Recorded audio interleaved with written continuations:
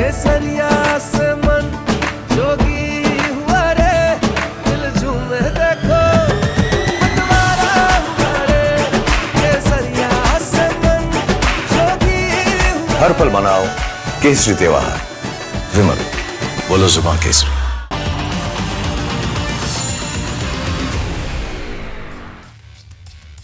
नमस्कार, स्वागत है आपका रिपब्लिक भारत पर। मैं हूं आपके साथ अनामिका सिंह काली और अब ये वक्त है आपको खबरों के पीछे की पूरी खबर यानी पूरी पड़ताल दिखाने का। आज सबसे पहले बात करेंगे भड़काऊ बयानबाजी की वजह से चर्चा में रहने वाले जमीयत उलेमाए हिंद के मौलाना अरशद मदनी की। मदनी जब भी बोलते हैं विवाद खड़ा कर देते हैं। कभी वो सुप्रीम कोर्ट को लेकर टिप्पणी करते हैं तो कभी वक्फ कानून को लेकर लोगों को भड़काते हुए दिखाई देते हैं। इस बार भी उनकी ओर से राष्ट्रीय गीत को लेकर कुछ ऐसा कह दिया गया है जिसके बाद बवाल बढ़ना लगभग तय है। आखिर मदनी ने ऐसा क्या कहा है, बताएंगे आपको। इसके बाद बात करेंगे उसी राष्ट्रीय गीत की जिस पर संसद में चर्चा के दौरान गृह मंत्री अमित शाह ने विपक्ष पर जमकर हमला बोला और विपक्ष की बखिया उधेड़ दी। इस दौरान सदन में हंगामा होता रहा लेकिन गृह मंत्री रुके नहीं और इतिहास के कुछ कालखंडों का जिक्र करते हुए ऐसा कुछ कह दिया जिसके बाद विपक्ष तिलमिला उठा। बताएंगे आपको उनकी ओर से क्या कहा गया। इसके बाद दिखाएंगे आपको कैसे पश्चिम बंगाल से लेकर यूपी तक एसआईआर को लेकर विवाद खत्म होने का नाम नहीं ले रहा है। लेकिन इस बीच ऐसा क्या हुआ है वो भी बताएंगे आपको। सबसे पहले बात करेंगे मौलाना अरशद मदनी की। मदनी जब भी बोलते हैं तो उनकी ओर से कुछ ऐसा कहा जाता है जो हमेशा से ही सवाल खड़े करता हो। किसी भी देश में राष्ट्रभक्त नागरिक से अगर देश और धर्म को लेकर सवाल पूछा जाएगा तो वो सबसे पहले देश को रखता है, उसके बाद धर्म। लेकिन जमीयत उलेमाए हिंद के चीफ मौलाना अरशद मदनी के देश के मुसलमानों को लेकर ऐसी कट्टर जहनियत का बनाना चाहते हैं जिनके लिए सब कुछ उनका मजहब ही हो, जबकि इस्लाम भी अपने वतन से मोहब्बत करने का हुक्म देता है।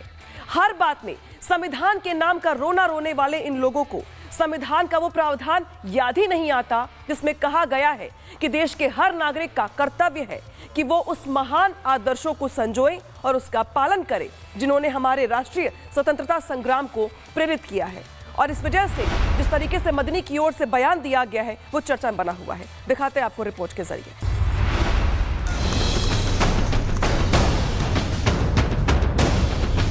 नहीं, मौलाना मदनी साहब ने इस्लामिक पॉइंट ऑफ व्यू से बोला है कि इस्लाम के अंदर शिर्क नहीं है।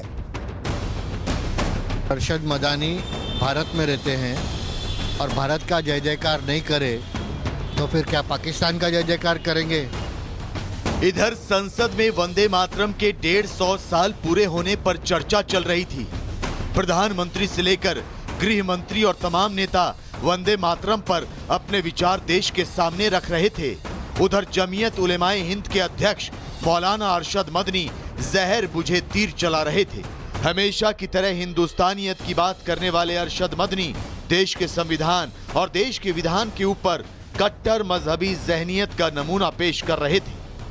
वंदे मातरम बोलने पर न सिर्फ आपत्ति जता रहे थे बल्कि मुस्लिमों के दिलों में राष्ट्रगीत के खिलाफ नफरत के बीज बो रहे थे। यकीन नहीं आता तो देखिए अरशद मदनी ने वंदे मातरम पर अपने लंबे चौड़े पोस्ट में क्या कहा। उन्होंने कहा कि किसी के वंदे मातरम गाने या पढ़ने पर आपत्ति नहीं है, लेकिन मुसलमान अल्लाह के सिवा किसी की इबादत नहीं कर सकता। वंदे मातरम के 4 श्लोकों में देश को देवता मानकर दुर्गा माता माना गया है। किसी को उसकी आस्था के खिलाफ नारा या गीत गाने को मजबूर नहीं किया जा सकता। हमें मर जाना स्वीकार है लेकिन शिर्क कभी स्वीकार नहीं करेंगे। मदनी हो या गजनी हो, ये पाकिस्तान नहीं है, ये बांग्लादेश नहीं है जहां इस्लामिक कानून चलता हो। ये भारत है और भारत में संविधान से ही मजनी हो या गजनी हो चलना पड़ेगा। जो ना मानेगा तो कानून अपना काम करेगा।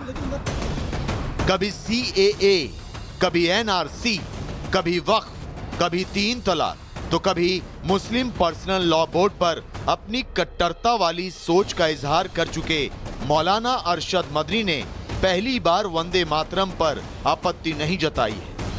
इससे पहले भी वो कई मौकों पर राष्ट्रगीत की मुखालफत कर चुके हैं। मुस्लिम लीग की उस सोच की पैरवी कर चुके हैं जिसमें मजहब को मातृभूमि से ज्यादा तवज्जो दी गई, जिसमें देश की एकता से ज्यादा बंटवारे वाली नीति को तवज्जो दी गई। तो गौर करने वाली बात ये कि कांग्रेस भी अरशद मदनी के विचारों से सहमत दिखी, जिसके बाद मदनी के बयान पर सियासी महाभारत छिड़ गया। नहीं, मौलाना मदनी साहब ने इस्लामिक पॉइंट ऑफ व्यू से बोला है कि इस्लाम के अंदर शिर्क नहीं है। इस्लाम के शिर्क का मतलब है कि सजदा जो है वो अल्लाह के अलावा किसी को नहीं हो सकता। तो ये शाब्दिक फर्क है, शब्दावली का फर्क है, इसके अलावा कुछ भी नहीं है। वरना सजदा यही इसी सरजमी पर तो होता है। वो देखिए उसके शब्दावली का ही तो खेल है, और क्या है, यही तो है। अरशद मदानी भारत में रहते हैं और भारत का जय जयकार नहीं करे तो फिर क्या पाकिस्तान का जय जयकार करेंगे। दूसरी बात उन्होंने कहा है कि जो वंदे मातरम गाएगा वो शिर्क है। शिर्क यानी बहुत बड़ा पाप।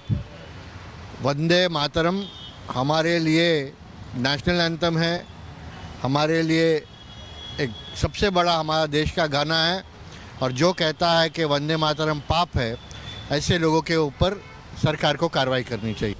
मजहबी लबादे में जहरीले इरादे रखने वाले मौलाना अरशद मदनी के वंदे मातरम वाले बयान का विरोध तो हो ही रहा है, लेकिन मदनी अपने एजेंडे को धार देने में लगे हुए हैं।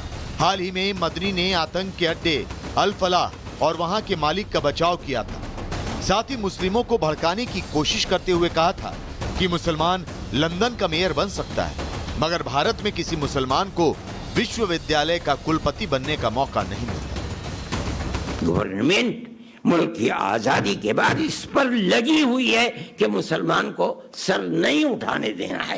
एक आदमी न्यूयॉर्क का मेयर बन सकता है, ममदानी लंदन के अंदर मेयर बन सकता है, एक खान हिंदुस्तान के अंदर किसी मुस्लिम यूनिवर्सिटी का कोई आदमी वाइस चांसलर नहीं बन सकता, और अगर बनेगा तो आदम खां की तरह जेल के अंदर जाएगा, इकबाल की तरह औलाद जेल में डाल दी जाएगी।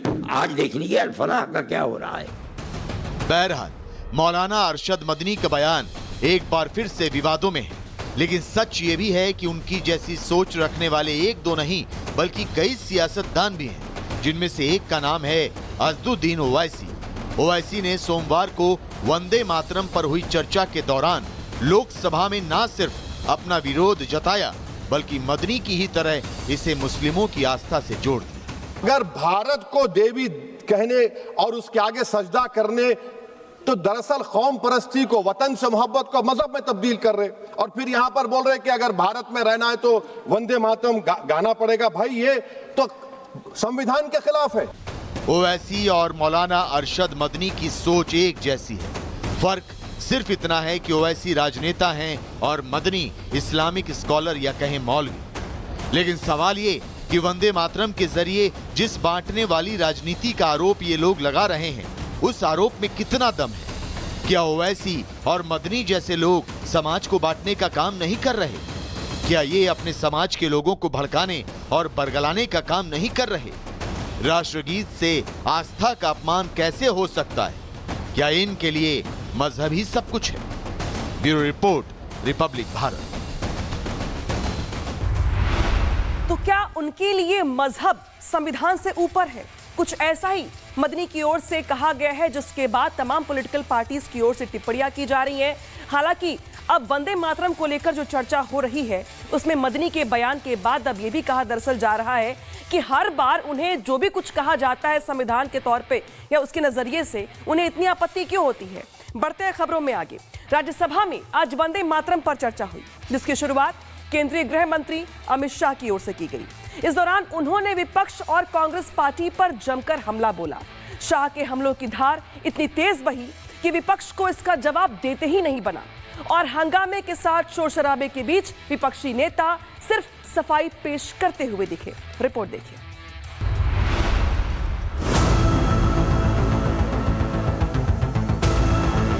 कांग्रेस पार्टी के सदस्य वंदे मातरम का विरोध करते हैं। मान्यवर आप दिग्विजय जी, अब नौकरी पक्की है, इस आयु में क्या कर रहे हो भैया? अब नहीं जाएगी नौकरी। मौका था राज्यसभा में राष्ट्रीय गीत वंदे मातरम पर चर्चा का, लेकिन इस दौरान गृह मंत्री अमित शाह ने मां भारती की चरण वंदना के इस गीत के साथ हुए अन्याय को लेकर कांग्रेस पार्टी और उसके नेतृत्व की बखिया उधेड़ दी। इस सदन की चर्चा के रिकॉर्ड पर रहना चाहिए कि कांग्रेस पार्टी के सदस्य वंदे मातरम का विरोध करते हैं। इस देश की जनता इनको जाननी चाहिए। माननीय वार सीधे नेहरू गांधी परिवार पर हो तो कांग्रेसी भला शांत कैसे रहते। खरगे टोका टाकी करने लगे, सदन का टेम्परेचर हाई हो गया।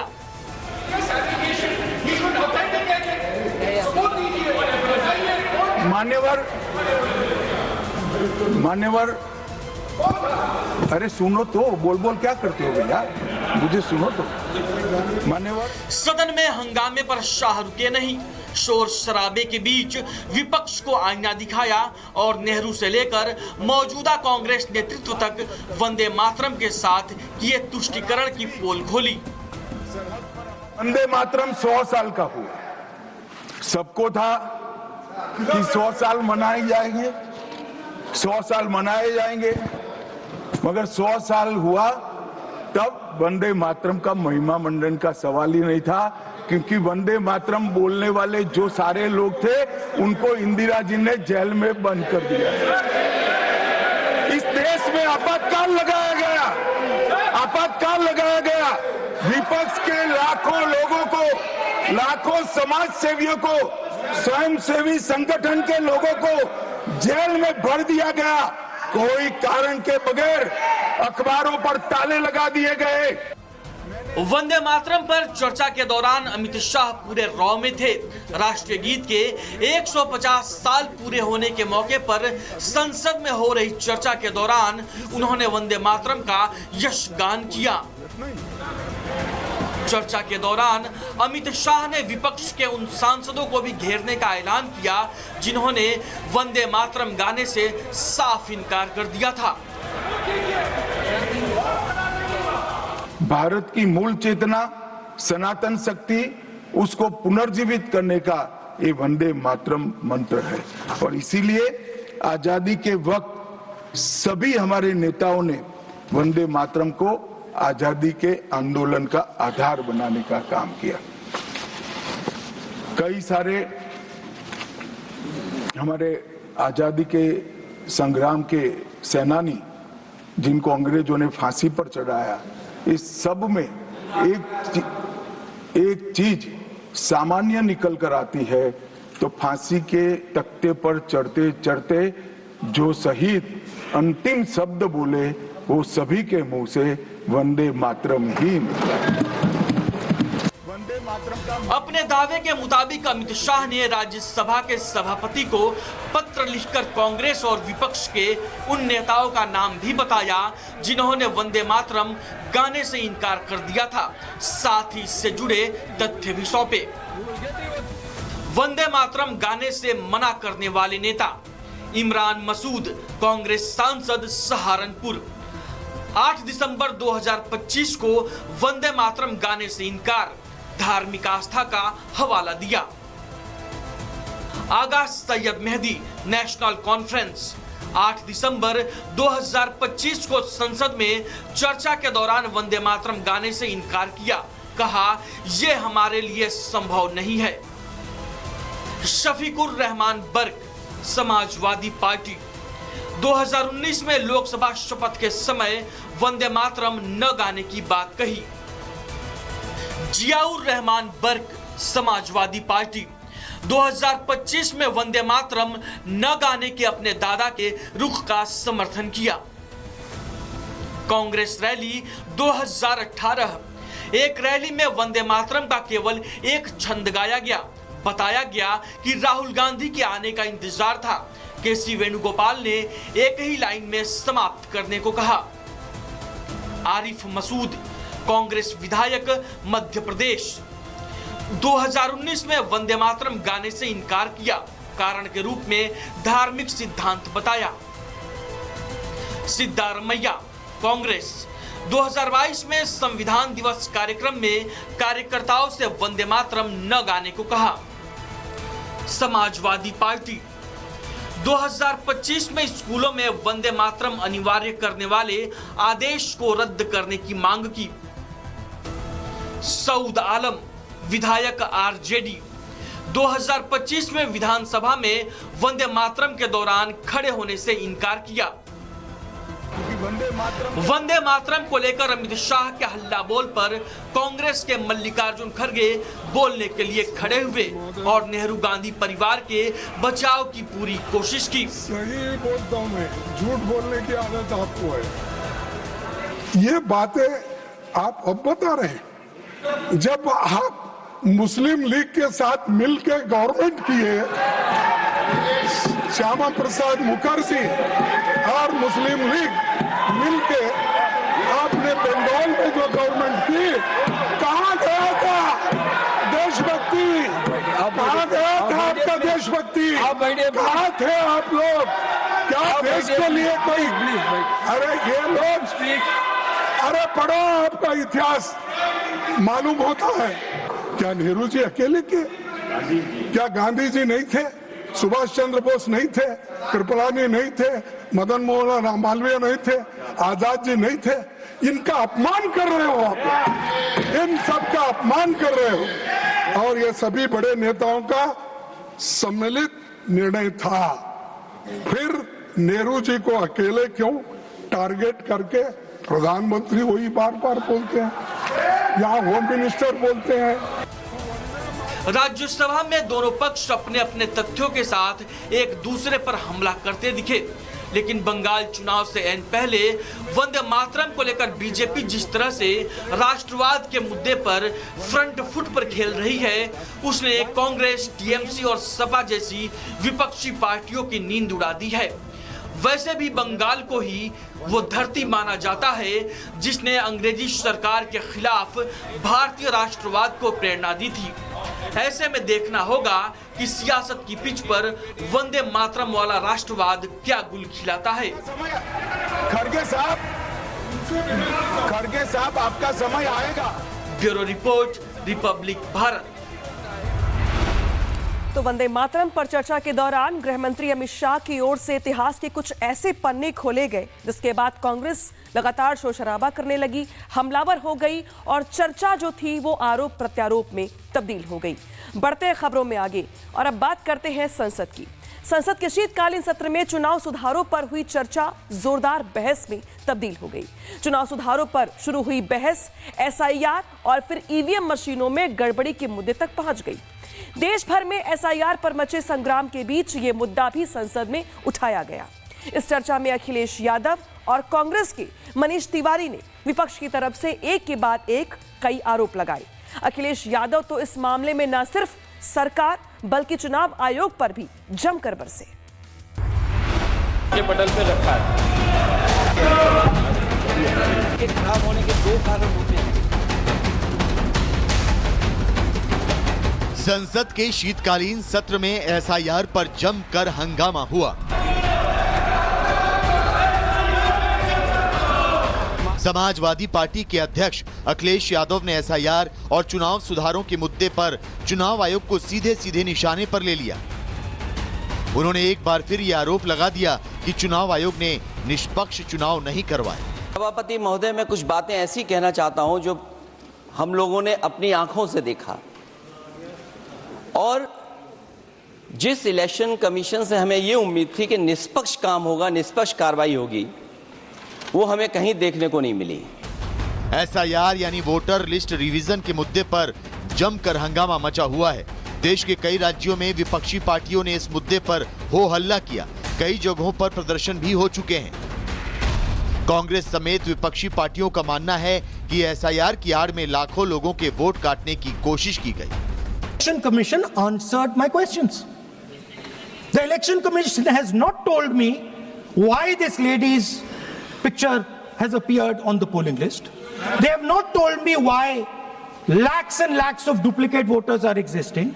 They have not told me why a BJP leader is coming from Uttar Pradesh to vote in Haryana. These are straightforward questions. Indira Gandhi ने इसी वोट चोरी करके जब रायबरेली का चुनाव जीता और जब फैसला हुआ कोर्ट का तो ऐसा सिचुएशन इस व्यक्ति ने पैदा किया, इस पार्टी ने पैदा किया कि आपको आश्चर्य होगा कि 3 जज को बाईपास करके एक ऐसे चीफ जस्टिस को बना दिया जो 8.5 साल तक इसका मुख्य न्यायाधीश रहा। हालांकि मोदी सरकार की दलील है कि एसआईआर से घुसपैठियों को करारी चोट पड़ रही है और इसी वजह से विपक्ष बिलबिला रहा है। सड़कों पर इस मुद्दे पर जो हंगामा जारी था वो सदन तक भी पहुंच गया।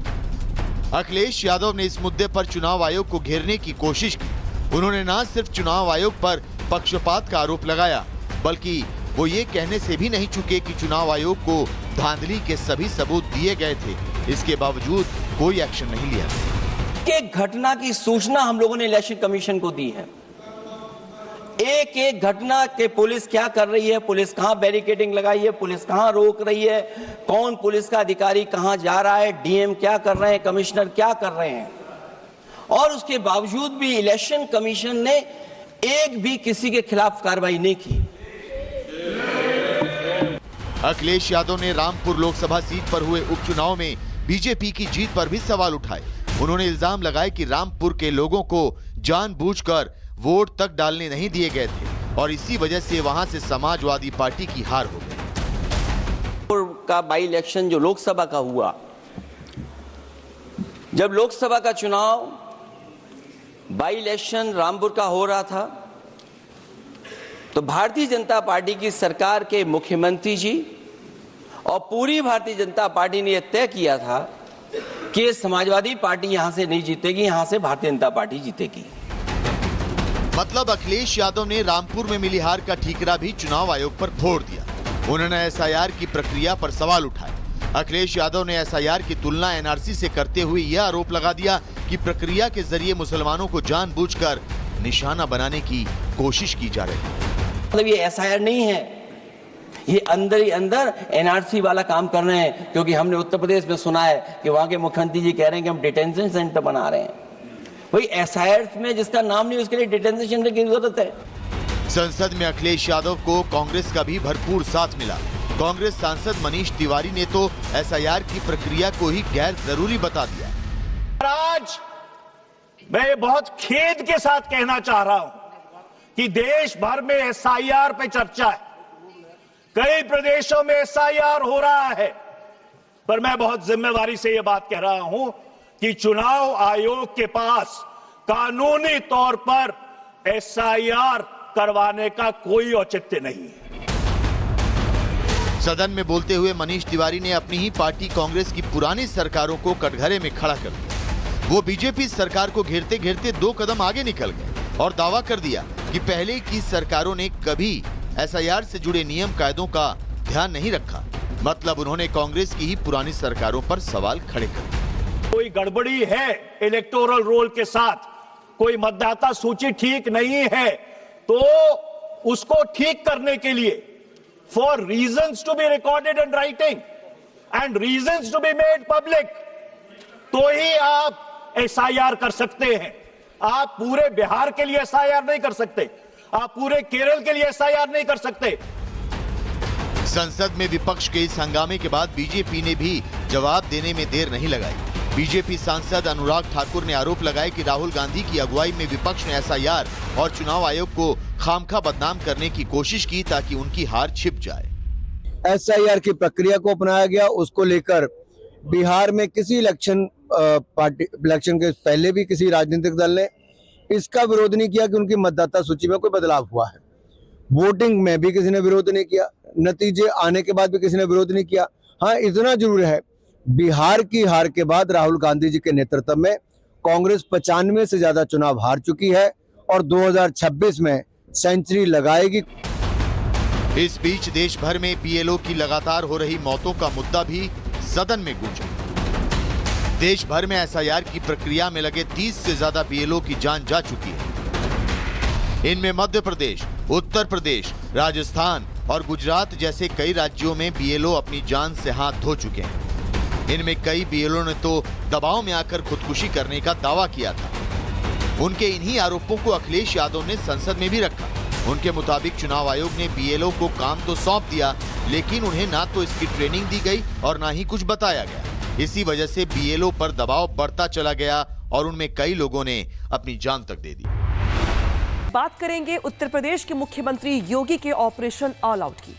घुसपैठियों का डेटाबेस तैयार कर लिया गया है यहां पर, जिसके बाद कार्रवाई शुरू हो गई है। विस्तृत बायोमेट्रिक प्रोफाइल बनाई जाएगी, ये जानकारी मिल रही है। साथ ही निगेटिव लिस्ट के जो नाम होंगे वो दर्ज यहां पर किए जाएंगे।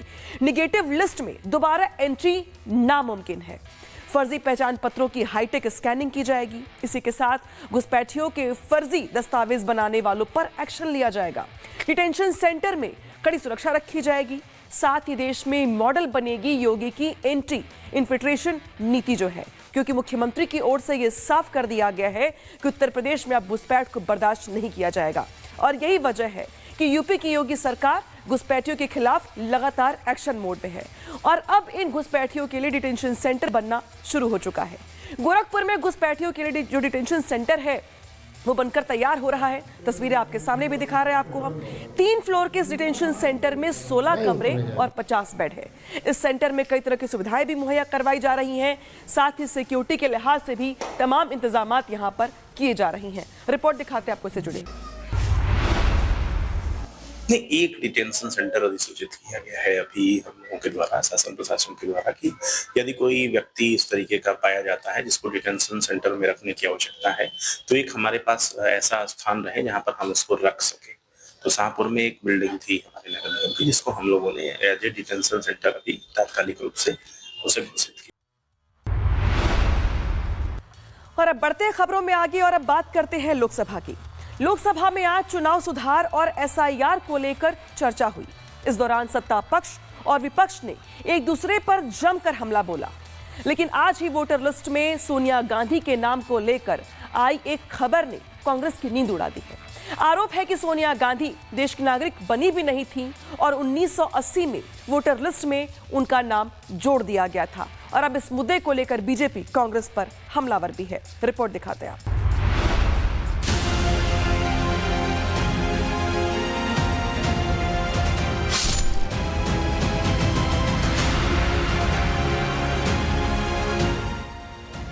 देश में एसआईआर और वोटर लिस्ट को लेकर विपक्षी पार्टियों ने आसमान सिर पर उठा रखा है। सरकार और चुनाव आयोग पर लगातार हमले बोल रही हैं। लेकिन इसी बीच अब सोनिया गांधी का नाम वोटर लिस्ट में जोड़ने को लेकर उठे सवाल ने कांग्रेस पार्टी को मुश्किल में डाल दिया है।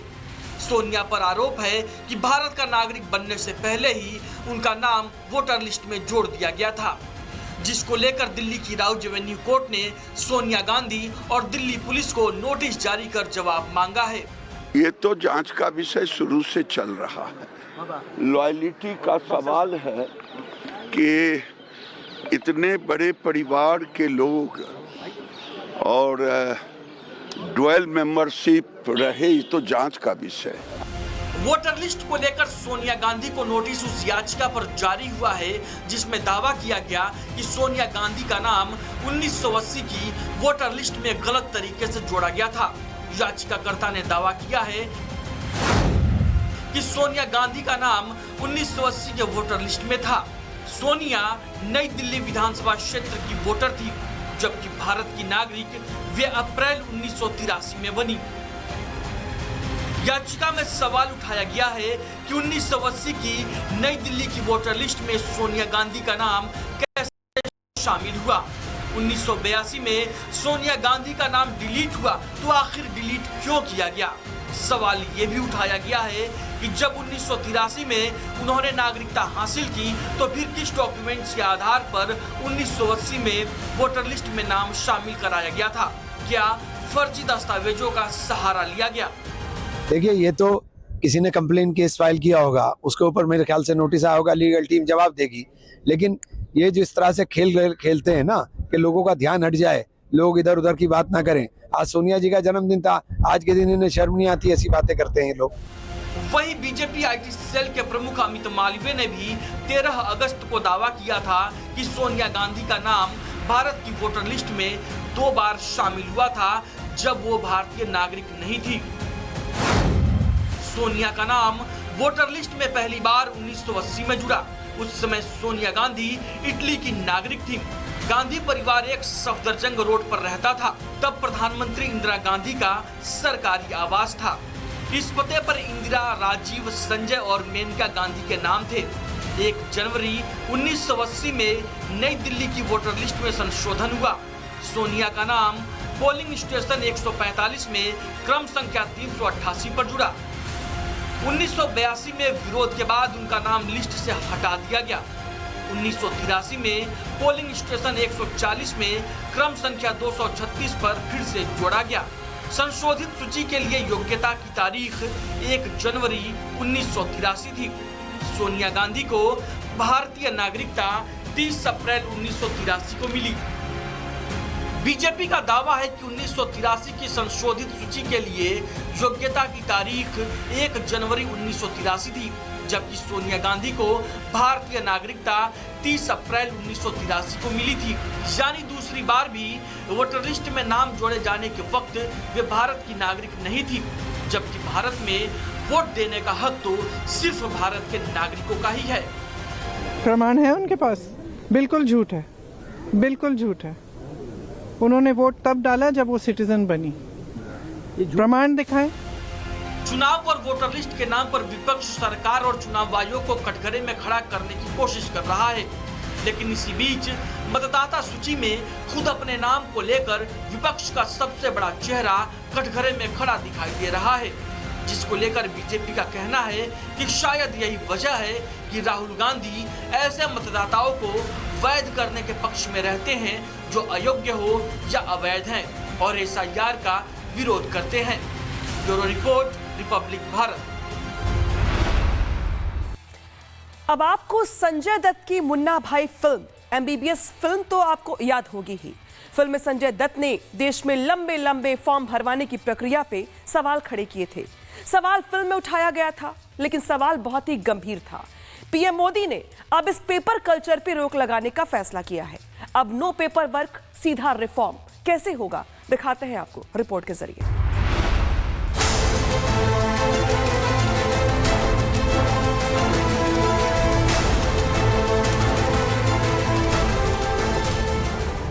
पीएम नरेंद्र मोदी के विजन वाली रिफॉर्म एक्सप्रेस देश की उन्नति और प्रगति की दिशा में तेजी से अग्रसर है। इस रिफॉर्म एक्सप्रेस का इंजन है पीएम मोदी का संकल्प। डिब्बों में आम आदमी के लिए भर भर के जन कल्याण की योजनाएं हैं और पटरी 140 करोड़ भारतीयों का विश्वास है। इस ट्रेन में हर भारतीय का टिकट कंफर्म है। आदरणीय प्रधानमंत्री नरेंद्र मोदी जी का रिफॉर्म्स एक्सप्रेस चल चुके हैं, रुकने वाला नहीं है। अब ये रिफॉर्म जो है हर एक नागरिक का जिंदगी को बदलने का रिफॉर्म है। कोई लोग रिफॉर्म कहेंगे तो ये सोचेंगे कि इकोनॉमिक रिफॉर्म सिर्फ है क्या, पॉलिटिकल रिफॉर्म है क्या, एडमिनिस्ट्रेटिव रिफॉर्म, कल्चरल रिफॉर्म, अलग अलग सोच सकते हैं। प्राइम मिनिस्टर मोदी जी का रिफॉर्म का मतलब है हर एक नागरिक का जिंदगी में सुधार। एनडीए पार्लियामेंट्री मीटिंग में पीएम मोदी का संदेश साफ है, लोगों की जिंदगी को आसान बनाना, एक सच्चे दोस्त की तरह लोगों की जिंदगी का बोझ कम करना। पीएम चाहते हैं आर्थिक नहीं नागरिक केंद्रित सुधार हो, लोगों की रोजमर्रा की मुश्किलें दूर हो, हर घर की मुश्किलों को दूर कर सके, कोई नियम नागरिकों के लिए बोझ ना बने, हर प्रावधान आम लोगों के लिए सरल हो। प्रधानमंत्री जी ने एक बात को बल दिया है कि कोई भी कानून बनेगा, अभी से कोई भी नियम बनेगा, उसमें ऐसा कोई प्रावधान नहीं होना चाहिए जिससे किसी भी नागरिक को नुकसान हो या तकलीफ दे। देश से पेपर का कल्चर खत्म करने पर जोर देते हुए पीएम ने कहा कि इज ऑफ लाइफ और इज ऑफ डूइंग बिजनेस उनकी सरकार की प्राथमिकता है। डेटा जमा करने की जरूरतों को खत्म करना होगा। ऐसा पहली बार नहीं है कि पीएम ने रिफॉर्म के मंत्र पर जोर दिया हो। परफॉर्म, ट्रांसफॉर्म, ये कालखंड अब भारत के भविष्य को गढ़ रहा है और हमारी सोच देश की उस ताकतों को बढ़ावा देने पर है जो आने वाले 1000 साल की नींव को मजबूत करने वाले हैं। अब भारत का नया दौर शुरू हो गया है, जिसमें पेपरलेस रिफॉर्म से भारत को रफ्तार मिलेगी। ये भारत के भविष्य के लिए यकीनन गेम चेंजर साबित होगा। Bureau report, Republic Bharat. और आज के लिए फिलहाल इतना ही। कल फिर हाजिर होंगे कुछ ऐसी खबरों के साथ। तब तक अपना खूब ख्याल रखिए। शुभ रात्रि।